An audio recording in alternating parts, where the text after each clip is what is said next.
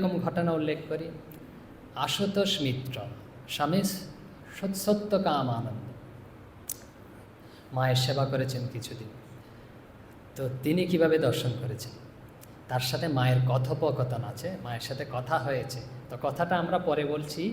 তো প্রথমেই বলি তিনি কিভাবে দর্শন করেছেন। তো তিনি গেছেন, পুরীতে রয়েছেন, এই জগন্নাথ দেবকে দর্শন করতে গেছেন।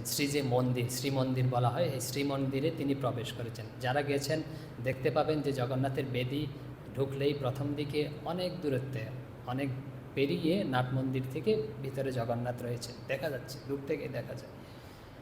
তো জগন্নাথকে তিনি দেখছেন এরকম। তো দেখছেন কি, ওখানে শ্রীরামকৃষ্ণ দাঁড়িয়ে রয়েছেন। জগন্নাথ যেখানে যে অধিষ্ঠান না, ওখানে শ্রীরামকৃষ্ণ দাঁড়িয়ে রয়েছেন, আর দাঁড়িয়ে তাকে ডাকছেন ইশারায়। অনেক দূরে, তো কাছে কাছে আসার জন্য ডাকছেন। আরে যে আশু মহারাজ, আশুতোষ, তিনিও হাত নেড়ে সায় দিচ্ছেন, বলছেন আমি আসছি।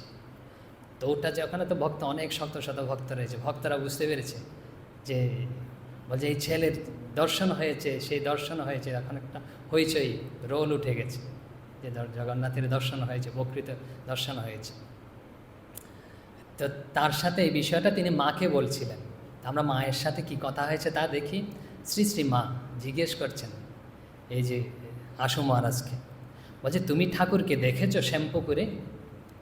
তখন এই মহারাজ বলছেন, তখন আমার বয়স 5 বছর, পাড়ার মেয়েরা সব দেখতে গিয়েছিল, সেই সঙ্গে আমার জননী আমায় কোলে করে নিয়ে গিয়েছিলেন। তখন ঠাকুরকে দেখেছেন, তার বয়স 5 বছর।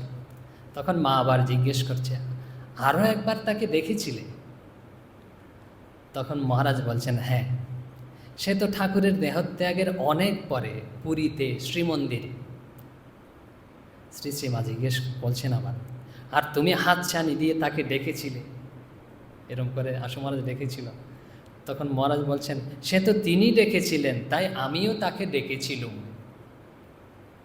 শ্রী শ্রীমা, মন্দিরে হইচই পড়ে গেল, ছেলের দর্শন হয়েছে বলে। আশু মহারাজ, আপনি কি করে এসব জানলেন? আসলে মা স্থূল শরীর, ওখানে ছিলেন না। তখন জিজ্ঞেস করছে, আপনি এসব ঘটনা কীভাবে জানলেন? আপনি তো ওখানে ছিলেন না। তখন মা বলছেন, আমি ছিলুম। এই কথাটা যখন বলেছে না, তখন ওই মহারাজ একদম মায়ের পায়ে একদম পড়ে রয়েছে। তখনই মা তাকে দীক্ষা দিয়েছিলেন ওই অবস্থায়। এই যে শ্রীরামকৃষ্ণকে, যে জগন্নাথকে শ্রীরামকৃষ্ণ রূপে এই মহারাজগণ দর্শন করেছেন। আচ্ছা, মাকে